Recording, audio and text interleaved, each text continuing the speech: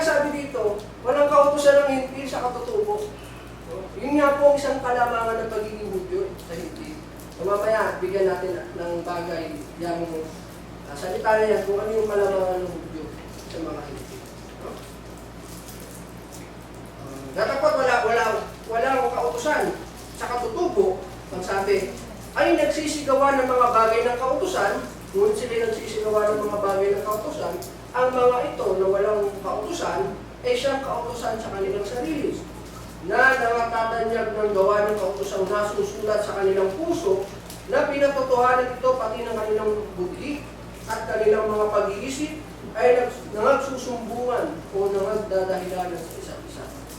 So, paano na ihahayag? O paano nagiging tanyag yung kautusan na nasusulat sa puso? Diba? Dahil sa paggawa, dahil sa pagsunod ng mga kautusan ni Kristo, na natatanyag ang kautusang nasusulat sa kanilang puso. Dahil, bagamat tayo ay walang kautusan sa katutubo, hindi naman kasi tayo Hudyo, may Hudyo po ba? Pilipino po tayo, ano? Hindi, nasa Gentile po tayo. Ngunit tayo ay nagsisigawa ng kautusan. Ito yung sa ating kautusan sa ating mga salita. Ano yan sa atin? Natatanyag, sabihin na nababasa ng mga tao ang kautusang nasusulat sa ating mga puso. Tingnan natin yung kalamangan ng mga Hudyo. Dahil na sabi ko nga po, sila yung may kautusan sa katutubo. Ano nga ang kahigitan ng Hudyo? Tinanong. O ano ang mapapakinabang sa pagtutulik? O yun po kasi ang pagkakilala ng Hudyo. Historical background na naman kung pagtutulik. No? Ito po'y tipan ng Diyos kay Abraham. Yung pagtutulik bilang pagkakilala ng nananggaling sa kanyang linya itong mga darating na henerasyon. Tutulikin. No? Yun ang pagkakilala ng mga Hudyo. Kaya nga pinagmamalaki ng mga Hudyo sa mga hindi. Kami tuli, kayo hindi. Kami malinis, kayo hindi. Kami may Diyos, kayo wala. May pag-asa kami, kayo wala. Yun po ang mga Hudyo nung mababasa natin sa kasaysayan. Ano nga ang kahigitan ng Hudyo? O ang mapapakinabang sa pagtutulik? Ano po ang pagkakakilala natin? Marami sa anumang paraan. Ang una sa lahat ay ipinagkatiwala sa kanila ang mga aral ng Diyos. O sa una po, yan ang yan ang kalamangan, no? Pero hindi po yan ang talagang kalooban lamang ng Diyos. Tapos punta tayo sa Romans chapter 9 verse 45. No? Ang konteksto naman po nito, nanghihinayan si Apostol Pablo sa ginawa ng Diyos sa mga tao nito. Kasi parang gusto nang itakwil ng Diyos ang Israel eh. Ang sabi ni Apostol Pablo, itong mga Israelita na ito, ano ba, napawang mga Israelita, ano ba meron sa kanila? Nasa kanila ang pagtumpok at ang kaluwalhatian at ang mga tipan. Tipan, hindi lamang pusa, kundi mga tipan. Simula pa po kay Abraham na sa iyong binhi, pagpapalain ko ang lahat ng mga bansa. Yun ang unang pangako eh. Tipan po yun eh. Hanggang sa dumating sa mga kay Isaac, kay Jacob, sa 12 tribes, mga anak niya, sa mga sumunod na mga generations, kay David, kay King David, na ipinangako na sa iyong binhi si Sibon, yung papalit sa iyong trono, magiging hari magpakailanman. Yun nga po yung Panginoon sa Kristo. Yan po yung mga tipang ginawa ng Diyos sa kanila, kaya nanghihina si Apostol Pablo sa nagawa ng Diyos sa kanila. At ang mga pagbibigay ng kautusan, ayan po yung sa panahon ni Moises. Diba? At ang paglilingkod sa Diyos, itinuro yung paggawa ng tabernakulo, yung dwelling place, yung worship place na kanilang pagsasambahan. So ganito po ang ginawa ng Diyos sa kanila, nakakapanghinayang kung itatakwil. At ang mga kapangakuan, nasa kanila ang mga magulang, ancestors, yung mga minuno. Ito ang higit na meron sila. At sa kanila mula ang Kristo, ayon sa laman, na siyang lalo sa lahat, Diyos na maluwalhati magpakilanman. Ito po sila. Sabi niya, Pablo. Sa kanila galing ang Kristo ayon sa laman. Di ba po, pinanganak sa kanila ang Kristo. Kaya yan yung kalamangan ng Hudyo nung panahon po ng unang diba. Pero ngayon, Hindi na po ganyan. Dahil sa pangako ng Diyos.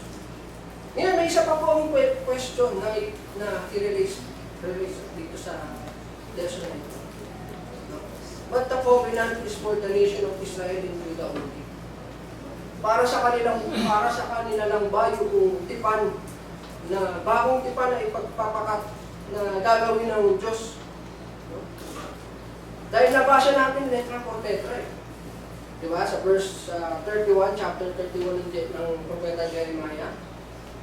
Narito ang mga araw ay dumarating, sabi ng Panginoon, na ako'y makikipagtipan ng panibago sa sangbahayan ng Israel at sa sangbahayan ng Juda. Diba? Pulang-pula po, ano? Kasali po kaya tayo dyan, mga hintil? Hindi naman po tayo Israelita, hindi naman po tayo Hudyo sa naman. Hindi naman tayo physically born as a Israelites, hindi tayo Hudyo. Kaya yun yung tanong na gusto ko pong sagutin dito sa bagay nito. Para sa kanila lang ba ang pakikipagtipan ng Diyos? Alam niyo po, ang pagiging Hudyo, hindi na po yan ayon sa laman eh. Ibig ko po sabihin, hindi na po yan ayon sa, kung ikaw man ay pinanganak physically as a Jew, as a Israelites, hindi na po yun ang tunay na pagkakakilala ng isang Hudyo sa paningin ng Panginoon. Ito ay ibig ko sabihin.